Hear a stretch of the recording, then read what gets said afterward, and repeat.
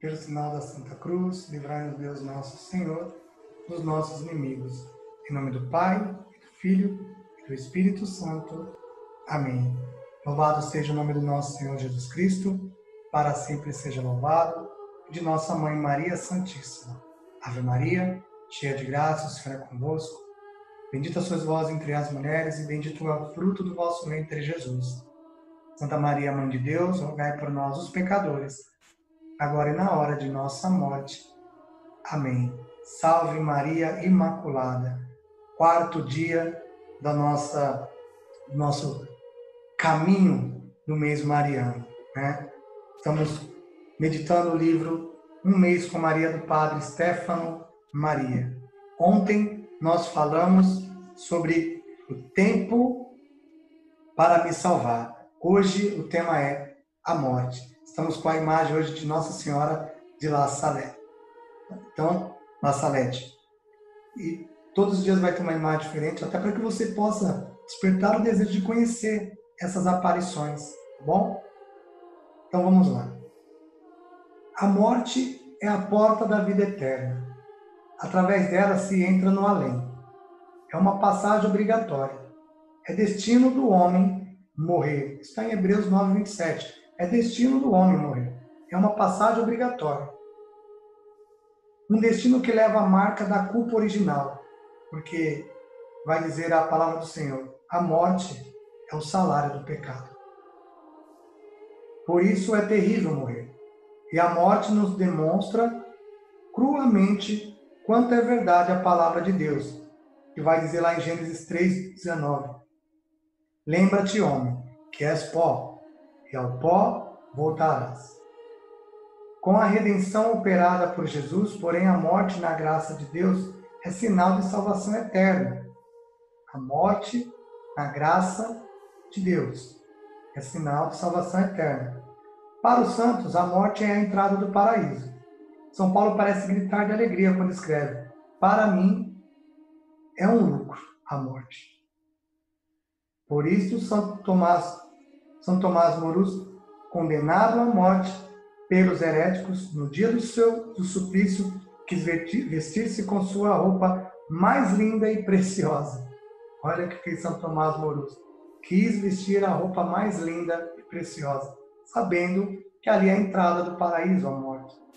E São Carlos Borromeu se fez pintar um quadro sobre a morte, que figurava um moribundo cheio de serenidade. Perto dele estava um anjo lindo, com a chave de ouro na mão, pronto para abrir a porta do paraíso. Que graça morrer santo! Preciosa para Deus é a morte dos seus santos, vai dizer o Salmo 115. A morte é a coisa mais certa, mas ignoramos quando virá, como virá, onde virá.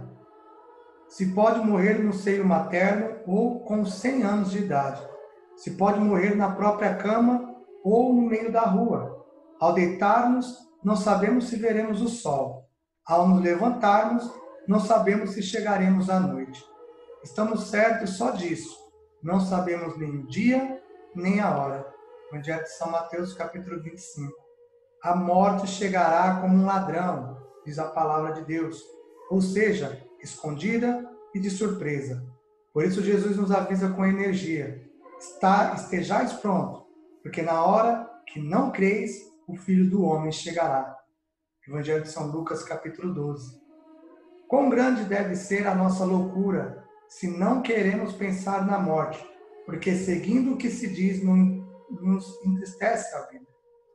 E não refletimos que em tal modo nos parecemos com avestruzes, que põem a cabeça dentro da areia para não ver o perigo que as destrói.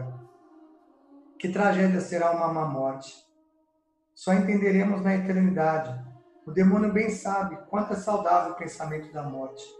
Por isso, o faz parecer uma coisa horrível, tendo-nos despreocupados e felizes entre vícios e pecado. Olha o que o demônio faz. Ele te coloca que é ruim pensar na morte, que é algo triste, que é algo que incomoda, só que ele não te coloca esse incômodo quando estamos entre os vícios e pecados. O Papa Pio XI um dia se apresentou Ao Papa Pio XI, um dia se apresentou uma mulher pedindo uma lembrança pessoal, né? Papa, me dá algo para lembrar-me, né, desse momento. O Papa estava na rua, observou a senhora vestida de luxo mundano, se inclinou no chão, recolheu um pouco de pó e fez na testa da senhora uma cruz dizendo: lembra-te que és pó, e ao pó voltarás. É isso que fazemos nós na quarta-feira de cinzas, né? Não lhe poderia dar uma lembrança mais pessoal. Somos capazes de preencher nossos dias de trabalho, de divertimento, de sexo, de política, de esporte, de fumo, de televisão e de internet. Vivemos amarrados e desorientados pelas tensões do lucro, do prazer, do sucesso. E nem nos preocupamos que, no entanto, estamos indo lá onde todos são encaminhados para a eternidade. As realidades terrenas, os afazeres temporais, a saúde do corpo, as coisas materiais nos escravizam, nos adormecem em uma letargia espiritual que pode ser fatal. Jesus nos recomendou muitas vezes no Evangelho de nos fazermos achar acordados espiritualmente e operosos para o reino dos céus. Ele vai dizer assim, olha, Jesus: bem-aventurado aqueles servos que o patrão em sua chegada encontrar acordados. Estar acordado, estar pronto, significa, sobretudo, viver sempre na graça de Deus, evitando o pecado mortal ou pedindo imediatamente o perdão e confessando-se mais cedo possível, se houver a desgraça de cair. São João Bosco dizia aos seus jovens que acordassem até mesmo às 2 da madrugada para se confessarem se tivesse caído em pecado mortal. Deve ser esta a primeira e absoluta preocupação de todo cristão. Em qualquer momento, a morte com a sua imperdoável foice me deve achar na graça de Deus. A morte tem que nos achar na graça de Deus. Ela não pode nos encontrar de qualquer maneira. A graça de Deus é como o óleo das lâmpadas na parábola evangélica das 10 virgens. As 5 virgens prudentes que tinham óleo nas lâmpadas entraram com o esposo às bodas. As 5 virgens distraídas foram excluídas das bodas porque tinham as lâmpadas sem óleo. Não vos conheço, foi a terrível palavra que o Senhor lhes disse. Pensemos ao contrário da morte de São Bento. Quando sentiu o momento da passagem à outra vida, o santo patriarca quis ser amparado em pé por 2 monges. E estava assim, com os braços levantados, no ato de ir ao encontro do esposo. De Nossa Senhora obteremos a graça de uma boa morte. Esta graça é tão importante que a Igreja nos ensina a pedi-la a cada Ave Maria. Olha que a graça é tão importante que toda Ave Maria nós dizemos: rogai por nós, agora e na hora da nossa morte. Feliz a morte de quem amou Maria, de quem invocou Maria. Santa Maria Madalena, Sofia Barati, dizia que a morte de um verdadeiro devoto de Maria é um pulo de um menino entre os braços da mãe. Que lindo. E São Boaventura escreveu que morrer com a pura invocação da Virgem é sinal de salvação. Precisamos ensinar isso a todos, meus irmãos. Quando São João Bosco teve a aparição de São Domingos Sávio, poucos dias depois que este havia morrido, quis fazer-lhe esta pergunta. São Domingos Sávio, nós falamos sobre ele no tema anterior. Morreu com 15 anos. E ele andava com Dom Bosco, e aí Domingos Sávio morre, Dom Bosco tem a visão dele, e aí, olha o que Dom Bosco pergunta para ele na visão: diga-me, Domingos, qual foi a coisa mais consoladora para ti na hora da morte? Dom Bosco, adivinhe, respondeu ele.